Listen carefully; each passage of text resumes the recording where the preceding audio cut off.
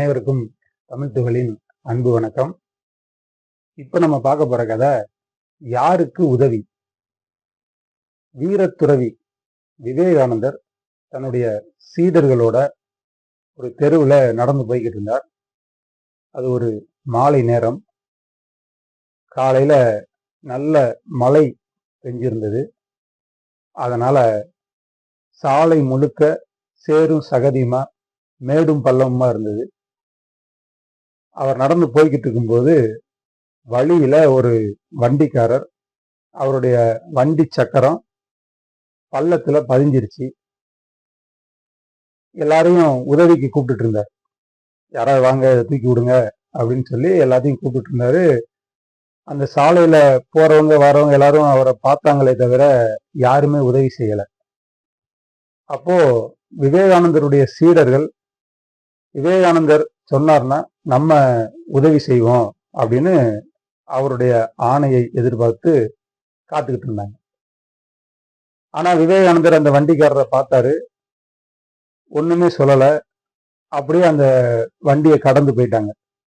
சீடர்கள் யோசிக்கிறாங்க, விவேகானந்தர் எப்பவும் உதவி செய்யக்கூடிய குணமுடையவர், ஏன் இந்த வண்டிக்காரனுக்கு உதவி செய்யாம போறாரு அப்படின்னு யோசிச்சுக்கிட்டே போறாங்க. கொஞ்ச தூரம் போன உடனேயும் இன்னொரு வண்டிக்காரர், அதே போல வண்டி சக்கரம் பள்ளத்துல மாட்டியிருக்கு.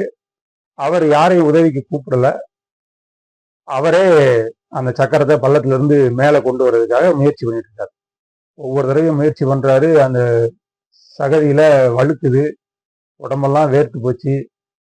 இருந்தாலும் அவரு விடாம முயற்சி பண்ணிட்டே இருக்காரு. இத பார்த்த உடனேயும் விவேகானந்தர் வேகமா ஓடினார்.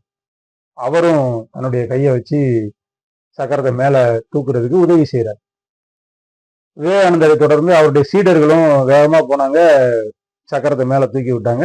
வண்டி போக ஆரம்பிச்சிருச்சு. அந்த வண்டிக்காரர் இவங்களுக்கு எல்லாம் நன்றி சொல்லிட்டு கிளம்பிட்டார்.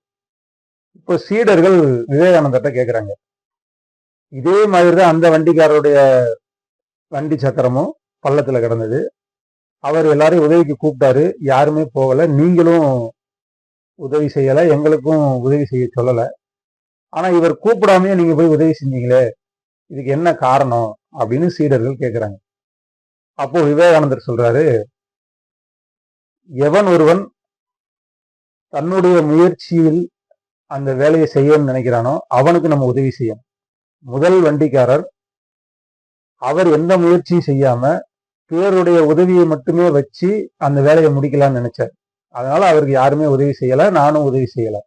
ஆனா இவர் யாரையும் எதிர்பார்க்காம தன்னுடைய விடாமுயற்சியால எப்படியாவது அந்த செயலை செஞ்சு முடிக்கணும்னு நினைச்சாரு. அப்படிப்பட்ட நபர்களுக்கு நம்ம கண்டிப்பா உதவி செய்யணும். உதவி செய்வதை விட யாருக்கு உதவி செய்யறதுங்கிறத நம்ம புரிஞ்சுக்கிடணும் அப்படின்னு சொன்னாங்க. அதனால நம்ம முயற்சி செஞ்சா உதவி தானாக வரும். நம்ம ஒரு முயற்சியும் செய்யாம அடுத்தவங்க உதவியை எதிர்பார்த்துக்கிட்டு இருந்தோம்னா அந்த வேலை நடக்காது. நன்றி.